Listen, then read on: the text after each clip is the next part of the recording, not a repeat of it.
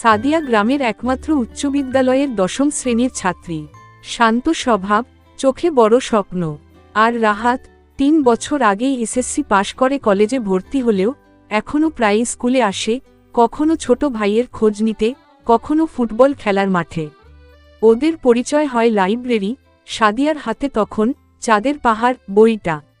রাহাত হাসিমুখে বলেছিল, এই বইটা আমারও প্রিয় ছিল। তখন থেকেই কথা বলা শুরু। প্রতিদিন স্কুল শেষে গাছতলায় দেখা, বই আদান প্রদান, আর একসাথে হেঁটে বাড়ির পথ ধরা।